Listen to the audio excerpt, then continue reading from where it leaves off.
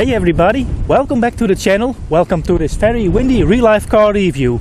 After the Mazda MX-30 with rotary engine, I got another oddball. This is the new Subaru Crosstrek. And why would I call this vehicle an oddball? Well, let me explain while we have a peek under the hood. Okay, let me keep my hand on the hood because the wind is quite powerful. It is stormy today. So why would I call this car an oddball?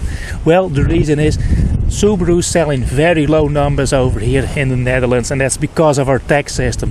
Subaru means all-wheel drive, that means increased fuel consumption, extra emission, and we have a tax system that is based on emission, and half of this car price over here is taxes. The starting price for the new Crosstrek is 51,800 and goes up in 3 trim levels to almost 56,000 euros, I believe. There is only one engine option, and that is this 2-liter hybrid powertrain.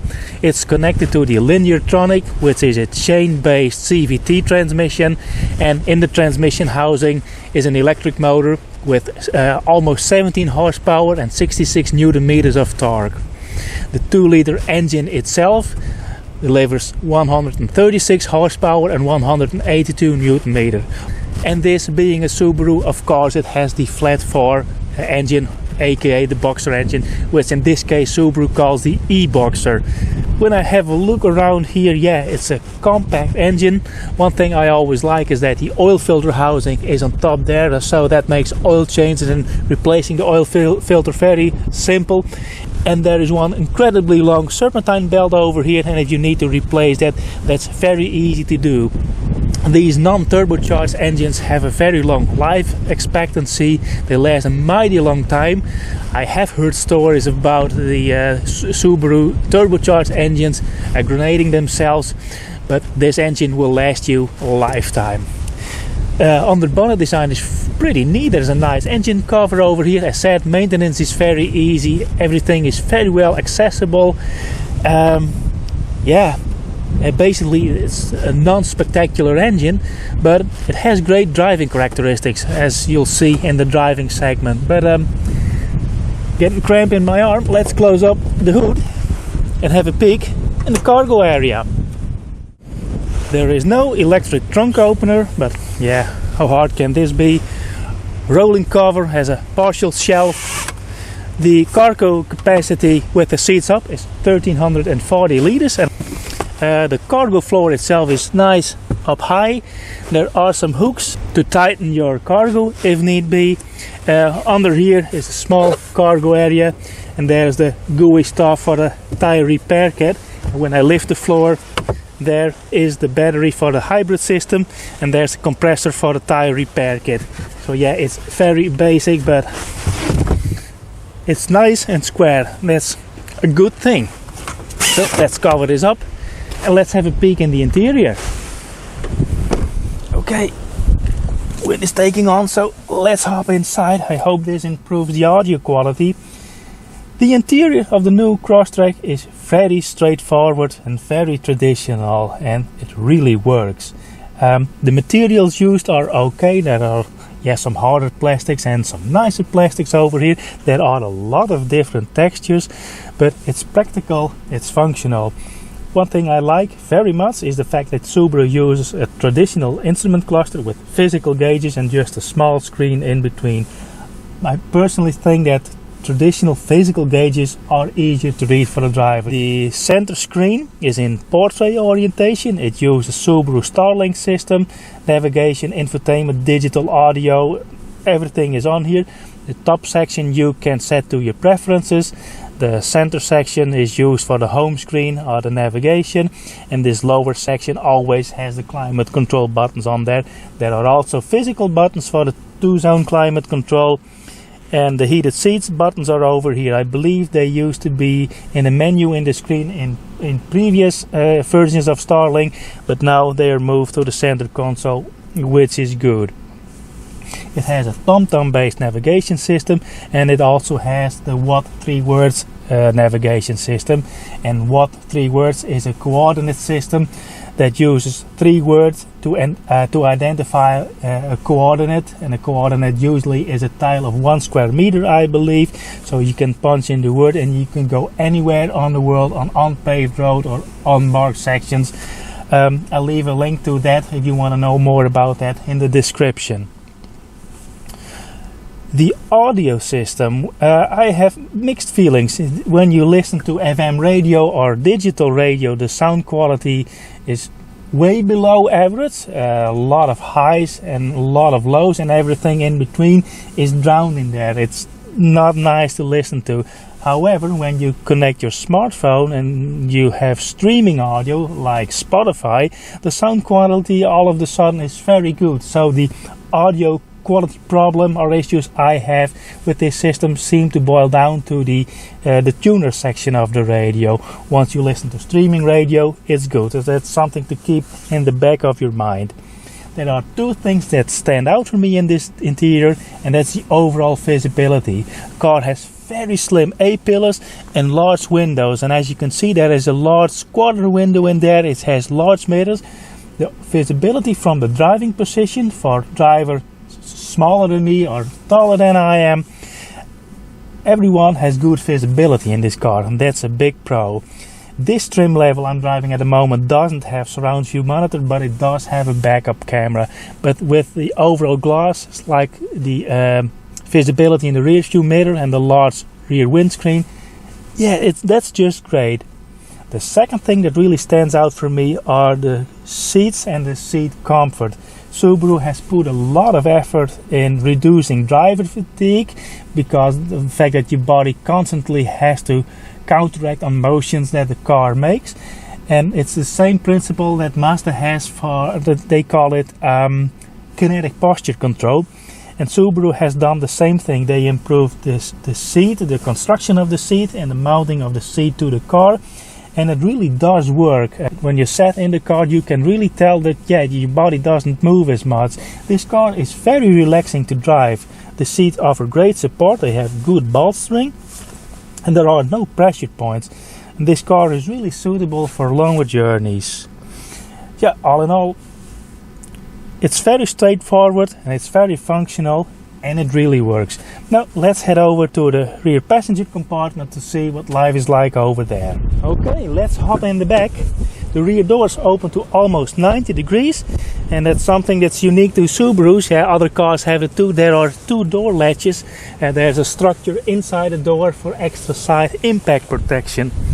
So let's open here, and with the seat in my driving position, I have a lot of legroom. My headroom is not all that great, but for me it's plenty. I think that's because of the sunroof and sunroof mechanism. I do like the fact that the seat is quite high up in relation to the floor, so your upper legs have a lot of support.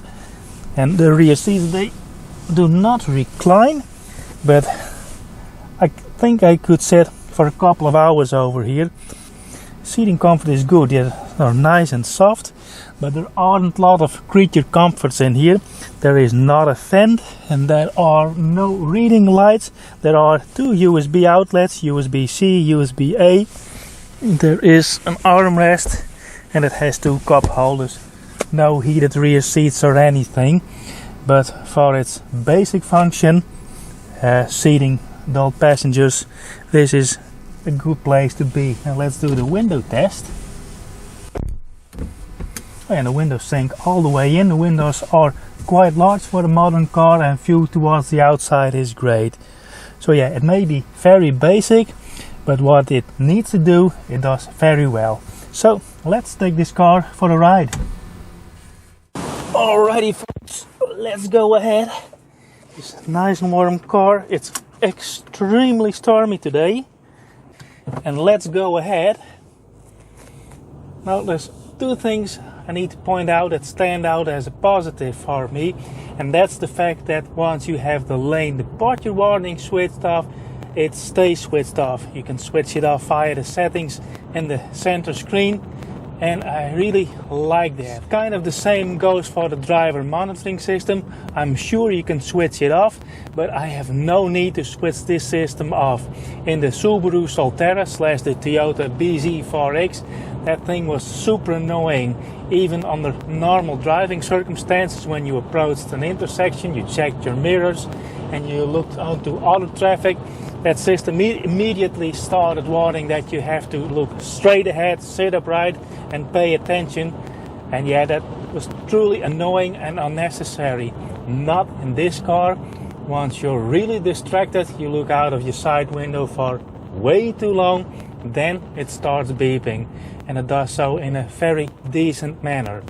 So that already are two key positives. Now, how does this car drive? Well, I want to divide it in the suspension and the all-wheel drive system. First, you'll notice that this car has a very smooth and supple suspension. It's not a floaty boat, but it does utilize the longer suspension travel that it has to get the increased ride height and more ground clearance of this car.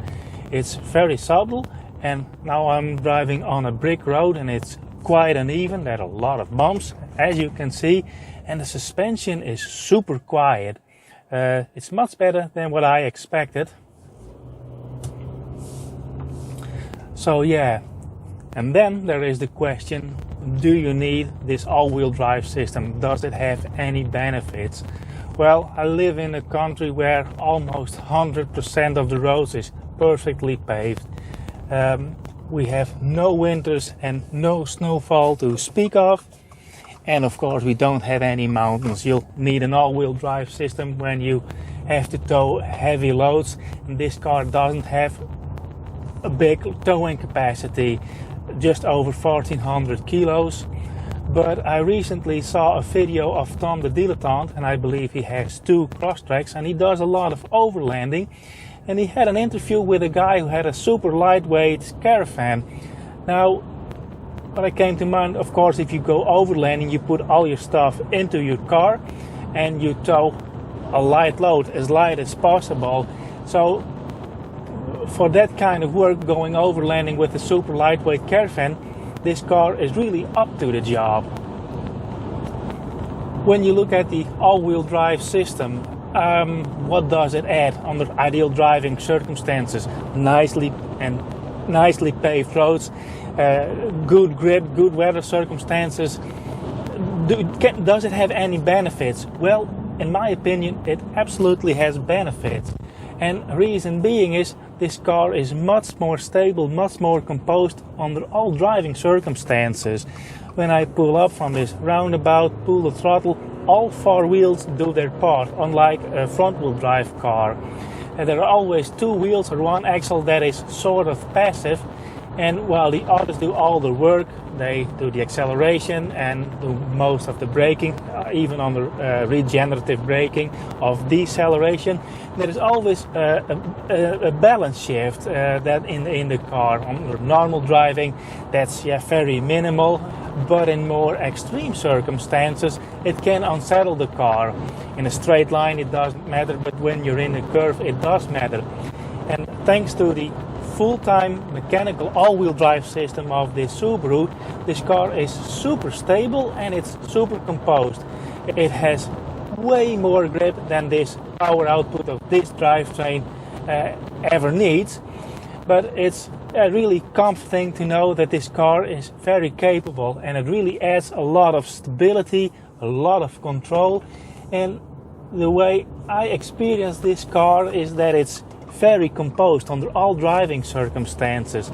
Not when you're mid-corner and go under full load, it goes like on railroad tracks, but when you're driving in a straight line like I do, the car feels much more stable than any two-wheel drive car is. Doesn't matter if it's a front-wheel drive or a rear-wheel drive car, it's inherently more stable and much more composed. And that combined with the refined and smooth suspension make the ride comfort of this car really stand out. I want to discuss Subaru's Eyesight system too. It's Subaru's in-house advanced driver aiding system, and I believe it's almost 30 years old. It's one of the oldest, if not the oldest, safety system on cars, and it's the only system, I believe, that works with a stereo camera, and it's used for the adaptive cruise control to recognize traffic signs and the lane marking. So it's also used for the lane departure warning and the lane centering, and it's also used for the collision avoidance system, amongst other things. And Eyesight uses a sort of head-up display that's just under the windscreen over there, with some LEDs to indicate the status of Eyesight. When you're using the adaptive cruise control, there's just one small green LED lighting up to indicate that it's following a vehicle, it's tracing a vehicle. It has orange LEDs for the lane departure warning, and it uses two red LEDs to issue a warning when there is danger of a collision. Only at sunrise to sundown, when you drive straight towards the sun, or when it's really foggy, but it can handle direct sunlight really well. When the camera is looking straight into the sun has to be very low above the horizon before Eyesight temporarily shuts off. Now onto the drivetrain and the transmission. The 2-liter hybrid is the smallest engine option available for the Crosstrek, and over here it's the only available engine option. Well, the 2-liter boxer engine itself doesn't have much power. It misses out a little bit in the lower rev range, and yeah, it's not a fast car, not by any means. I wouldn't say it's a slow car either, but that's where the electric motor of the hybrid drivetrain comes in. First, in the lower rev range, it fills in the gaps very nicely, so it makes the car less slow. We're picking up from 1600 RPM right now, and we already are 3,500. So that's the benefit. That's the electric motor in action. It makes the car less slow. But most of all, what the electric motor does is make this drivetrain much smoother, and that really plays well with the suspension setup and the grip that the drivetrain has to offer. When you look at fuel consumption, you have to keep in mind that this is a fairly heavy car. From the top of my head, it's around the 1700 kilo mark, and it has a mechanical full-time all-wheel drive system, so those two things press onto the fuel consumption. But all in all, I get a fairly decent fuel consumption, ranging from 6.6 to 6.8 liters per 100 kilometers, and this is a translation to miles per gallon. It's not brilliant, but it's not bad either, especially when you take the weight and the comfort and the refinement of this car into mind. Another thing I want to mention is the steering of this car. It has a nice compact steering wheel, and it has a nice grip to it, not too smooth and not too soft leather. You really have something nice in your hands. It's nice to the touch. The steering itself, the electric power steering, is nicely weighted, and it has a nice ratio to it. When you're doing slower and calm driving, it just needs little inputs, little effort to really position the car precise on the road and in curves. On the highway driving, or when you're driving on serpentine roads and mountainous areas, there's a lot of fun to be had with this steering system. It really suits the suspension and the drivetrain setup of this car. And when you're going off-roading, it offers plenty of feel and plenty of precision. And unfortunately, I cannot show you how this car performs off-road. But if you want to learn more about the off-road capabilities, I can highly recommend Sarah and Toon's video on the Crosstrek. Have to keep in mind that car had a different powertrain, but I think the off-road performance of this 2-liter hybrid on off-road courses will be exactly the same. Now, under calm and normal driving, I've been driving on back roads in this drive segment. The transmission acts as a true CVT, where there is a strong disconnect between the engine speed and the vehicle speed. However, if you want to merge onto the highway or under harder acceleration, for example when you overtake a slower car, the transmission immediately starts to act as a normal transmission with fixed shift points like it does right now. Accelerates, there's an upshift. So yeah, and that is done to prevent the typical CVT whine that some people can't stand. Car starts to act as a normal transmission, be it a double clutch transmission or a torque converted transmission with fixed shift points. It feels more natural to most people.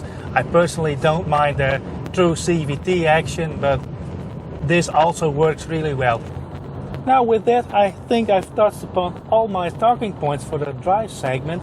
Let's head over to the middle of nowhere, see if it's not too windy to go filming out there, and I'll give you my final thoughts. Alrighty folks, it's very windy, so let's hop inside. Now unfortunately I cannot show you how this car performs off-road, but it's amazing. It's almost Land Cruiser like, maybe a bit of exaggeration, but you get my point. While at the same time when you go back on paved roads, the ride refinement is almost Lexus like, or maybe even Lexus like, and that's not an exaggeration. I'm really impressed how well this car drives, how refined it is. I said in the drive segment, it's very composed, it's very stable, and the drivetrain is very smooth. It's not fast, but we have to live with it because this is our only engine options, and I can live with this very well. You know, I have to make a small comparison here. There are people who don't care about fashion, and I'm one of those. I want my clothes to be practical, durable and comfortable to wear, and if they do all three of that, I'm willing to pay a little bit extra. And there are many people who look at cars the same way I look at fashion, and my wife is one of those. She drives a lot of our test cars, and oftentimes I ask, what do you think of it? She's oftentimes intimidated by the size and the poor overall visibility, and especially the modern driver systems, the screens and the buttons. It's like me having to fly an airliner with a complex cockpit. She doesn't like that, and when I ask, what do you like about this car? Well, the color is nice. Until she drives a Subaru, and it's always the case. She drove this Crosstrek for 5 kilometers, I kid you not, and she came back and she talked about 10 minutes what she likes about this car. This is one of the very few cars where she can point out what she likes. It's the seating position, the overall visibility, the seat comfort, and the car is not complex to use. It doesn't intimidate her. As she says it, I understand this car and this car understands me, and what stands out most for her is how smooth and refined the ride is. So yeah, that's the kind of audience that will appreciate this car. Over here it's very expensive, and yeah, that explains why they sell in such low numbers. But for all other markets, those are the things that stand out. Subaru has often been criticized for their design, and it's pretty obvious that the designer of this car didn't wear a turtleneck nor had a thick frame glasses or held a degree in marketing. This car is designed, developed and built by engineers for real people who have a truly active lifestyle. It's not shown by the amount of plastic cladding on the cars, it's what they do with this car. The Subaru Crosstrek, like every other Subaru, instead of having pretensions about lifestyle, has the capabilities for an active lifestyle. And that's what really stands out for me in this car. It's very practical, it's very functional, and it doesn't talk the talk, but it surely walks the walk. So in a nutshell, that's what the Subaru Crosstrek is all about. Now I want to wrap up this real life car review. I hope you liked following me along, and if you did, please let me know in the comments, give me a like, maybe subscribe to the channel. I try to publish a real life car review every month. And if you would like to help support the channel, you can do so by buying me a coffee. I'll leave the link down below in the description. And for now, I would like to thank you for watching. I'll be on my way to my warm home. Thanks for watching, and see you on the next one.